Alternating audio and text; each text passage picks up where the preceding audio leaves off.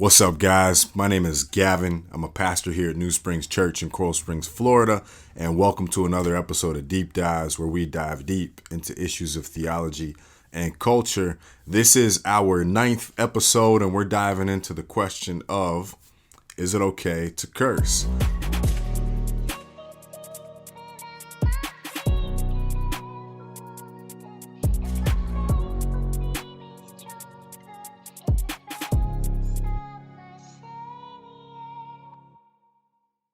This is a question that comes up pretty often.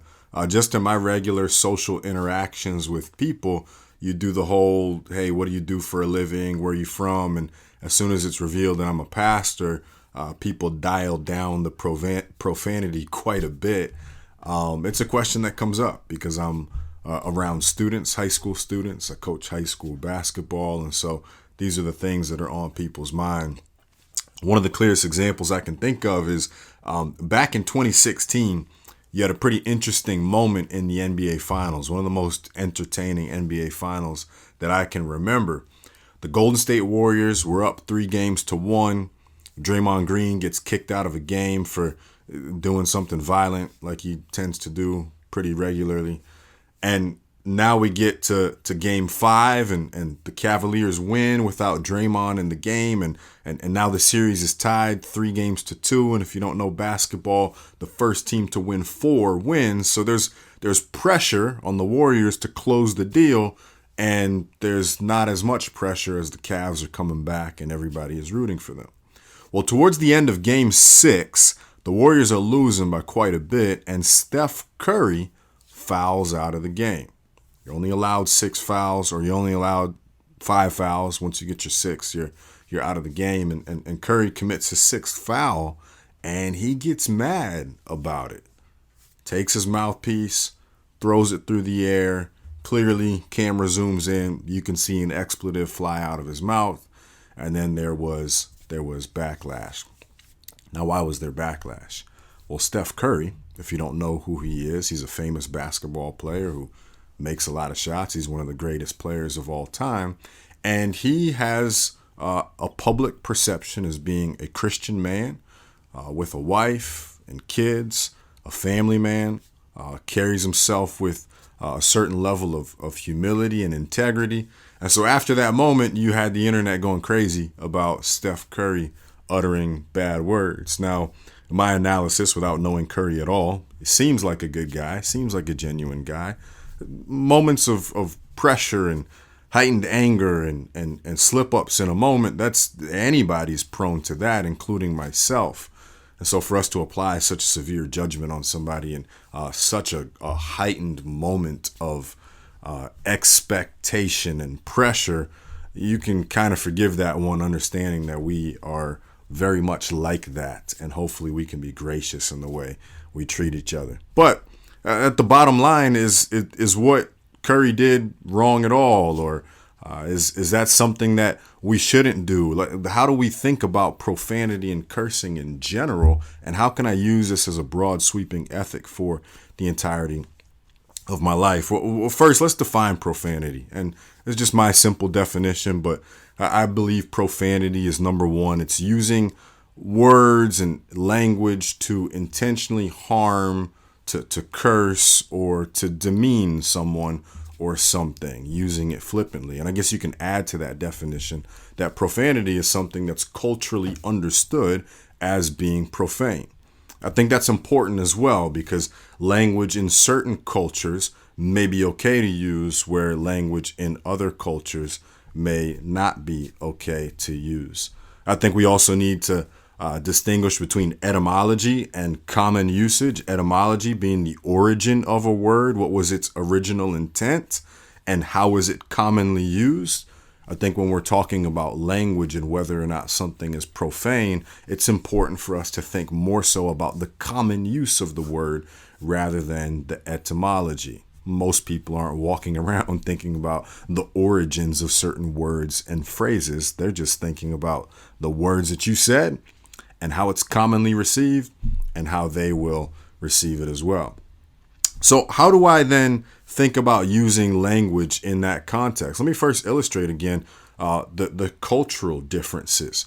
One of the ones that kind of flies around the school environment where I used to teach and still lead a small group of young men and coach basketball, usage of the N-word.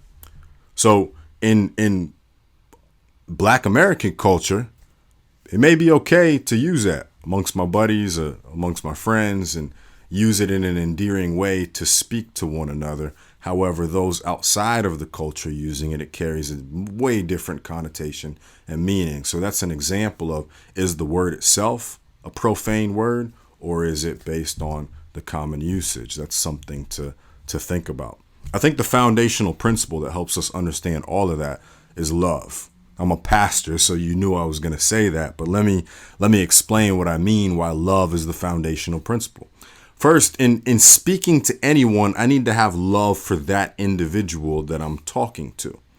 And if I'm loving someone in that moment, actively right in that space, it's not okay for me to demean them with my vocabulary, right? To call somebody a name, to ridicule them, to put them down. Of course, that's unloving. I may be in a close relationship with this person. They may be a friend. They may be a family member, maybe my spouse, or maybe my kids. I may be in a working relationship, coworkers, employees, boss, subordinates, whatever the case may be. Or it may be a complete stranger that I don't know at all, that walked in front of my car, that cut me off on the road, that didn't hold the door open as I was walking into a store. Maybe I don't know this individual at all. What they all have in common is they're human beings made in the image of God. Scripture's super clear about how I'm supposed to treat human beings made in the image of God, that I'm supposed to approach all people and treat all people with love. And so therefore, to speak to someone in a way that demeans them as a person, as demeaning to other things, that's used with the intent to curse or harm or belittle, that's always wrong. I should never do that. Now, secondly, words aren't always communicated just to the individual who's listening and just to that person to whom you intend to communicate, but there's also a watching audience anytime this occurs in a public setting. And I've got to consider how to love them as well. And so maybe this is actually a cordial conversation. This is something that's friendly. Maybe I'm joking around with a buddy. We're just sitting at a restaurant table having a good time. Where does profanity fall in there? Well, now I need to be considerate as well of other people who are around me, who may be offended by the words that I use. Now, I'll add as a side note, we can't walk around like we're in a glass case and we don't want to accidentally bump into somebody or accidentally say something that is going to offend someone. It's impossible to live your life in that way. However, the element of love, that foundational principle, just the fact that I'm considering that there are other people around me who may be offended by the things that I'm saying or doing, is important. You see this happen sometimes at kids' sporting events. You see this happen sometimes in public locations. I'm a little bit more conscious of when I bring my kids around somewhere, if someone's using words that I don't particularly like or words that I don't want my kids to be using. Now, some people make the argument, well, that's your kids, it's their business, they're going to hear it eventually, but I still wouldn't want them to hear it from you in this setting or in that way. Be conscious of the people that are around you. And lastly, I think that foundational principle of love also means that if I'm pursuing Jesus, who I believe to be God, if I'm pursuing Jesus, then I want his kinds of thoughts to consume my own. And therefore, I'm much more likely to speak in loving ways to other people. I think undergirding this whole thing, the foundational principle of love and communication and how I talk to people and how I speak when other people are watching, is the reality that words matter. Think about this theologically. We call the Bible God's word. John chapter 1 refers to Jesus as the Word incarnate, the Word becoming flesh. Genesis chapter 1 begins with God creating all things by use of his words. And so words matter. And I don't think we should really use words or do anything flippantly, but always with intent. And the intent of words is to communicate thoughts and desires and wishes and goals and dreams, and to communicate those clearly. If I want to clearly communicate words, to communicate thoughts, I want to use words that are building up, that are encouraging, that are loving, not words that are putting down. I think another question that comes into play then is can I be around profanity? Like, is it okay for me to be in the company of maybe people who don't believe like I do and use words flippantly, or maybe think that there's endearing content and using words that are commonly considered to be profane, or using it in a way to demean another person? Can I be around that, or do I need to immediately exit? It's an easy one. Absolutely. You probably should be around people who consider profanity differently than you are. That means you're being salt and light in the world, right? If I'm a believer in Jesus Christ, the mission he's put me on is to bring the goodness and hope and glory of who he is to the world. And that means I'm going to have to step into situations and around people who maybe disagree with my own perspective and point of view of life. Now, let me add another caveat and a note there. I don't think, and this is particularly for those of you who are Christians, I don't think it's particularly wise for you yourself as a believer to start participating in the profanity that's going on around you when you're amongst those who don't believe like you do.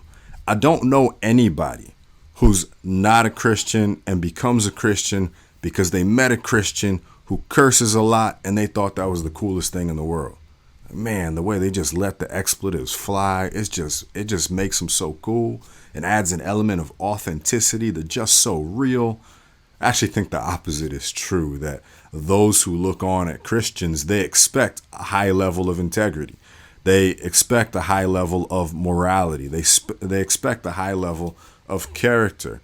To give you kind of a word picture to think about, I'm a pastor who preaches the Bible each and every Sunday morning.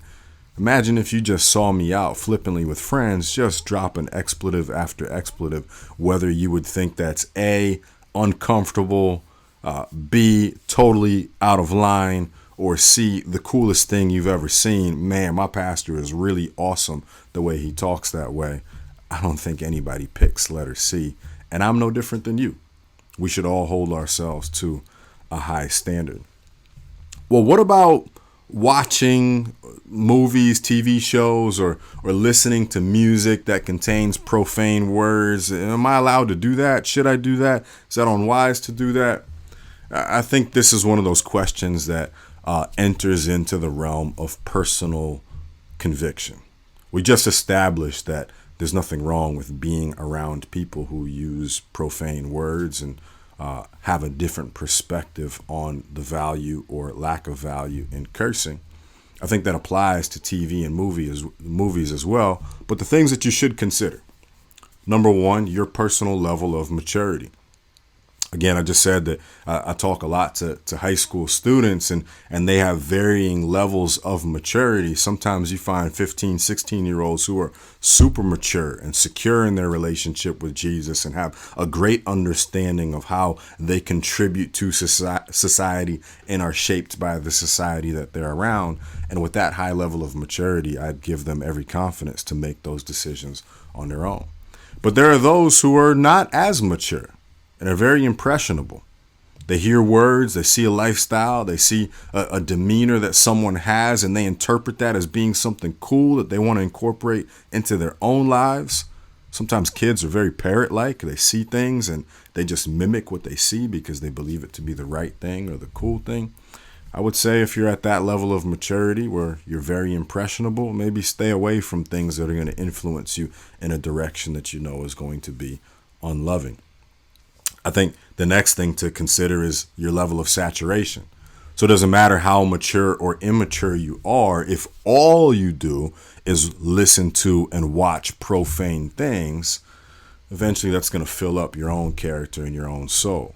That's why Jesus calls for us to pursue him in prayer often, right? To commune with him, to gather in fellowship with the church each and every week, so that I can be surrounded by holy things and detached from profane things, lest they influence me in such a way that I start to approach people with the same profanity that I've been saturated with and consuming on a regular basis.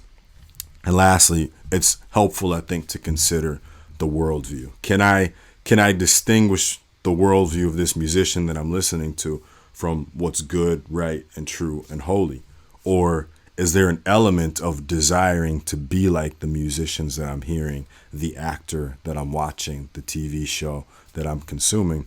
Or can I rightly identify the errors in what's happening and rightly identify the positive? And if I can divide that, that's what we call discernment. If I can divide that well, then maybe it's okay. I'll add to that as well. Sometimes, or not sometimes, the way God has designed stories is they depict life in a way that's meaningful and memorable. And sometimes that means that there's going to be stories that are not Christian oriented, meaning not telling stories of how someone is coming to salvation in the evangelical sense. But there are stories that depict wickedness. We read them in the Old Testament. You think of Judah and Tamar in Genesis 38, a story of sexual immorality and prostitution. You think of stories like David and Bathsheba, where you've got illicit sexual things and murder going on in that story as well. The Bible's a very, for lack of a better term, R-rated book in many instances. And so there are stories of human sin and corruption and violence that can and probably should be told for us to understand the world around us. We just need to be careful of our level of maturity, our level of saturation, and the worldview that's presented. We don't want to adopt unholy things into our own persona, character, and lifestyle. And lastly, let's address the question of performing.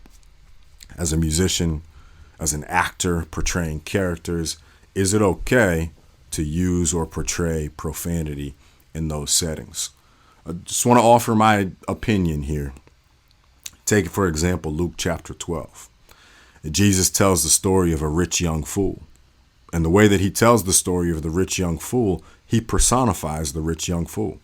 Like he quotes the rich young fool as a character who says, I'll build bigger barns and so on and so forth, where Jesus is using the language of a fool and speaking like a fool in order to convey the message that what this man has done is foolish. And so Jesus is using a parable to speak untrue things to exemplify this is not the way you should live your lives. And so an actor who understands that that's what they're doing and decides to do that, to portray that message, I personally don't have a problem with that. Again, these are stories that are important for us to see, to observe, to know about in order for us to understand the world in which we are trying to reach. However, I do understand that there are those who differ on that position and are free to do so. The ultimate ethic that I think comes home when we're talking about profanity is that foundation of love. It's hard to be loving when you're using words that are commonly understood to be profane. It's hard to be unloving when you're not considering other people who are around you when you're in a public setting. And it's hard to argue that you're built on the foundation of love when what wells up inside of you naturally is profane and cursing things if you've been in the presence of Jesus. We live amongst a watching world, in the same way it would be off-putting for you to watch a pastor speak in profane and cursing language. We should hold all of ourselves to the same standard. And so I hope that we would continue to go out into the world and befriend all kinds of people. Quietly, I love it when somebody's like, oh man, I got to watch my language around this guy. And then as time goes on and their comfort level increases, that fades a little bit. And you can see that they've become comfortable to just be who they are with authenticity. That should be all of our aims, right? To be as authentic as possible in our pursuit of Jesus Christ and exemplifying him to the world. Well, that's that. I hope that's helpful. Again, like the video, share, subscribe to the channel if you want to see more content, and we'll continue to put out more each and every week. That concludes the first video on the third commandment. Hope you'll come back next week as we dive more into the ethical implications from the third commandment. Thanks for joining us on Deep Dives. I'll see you next week.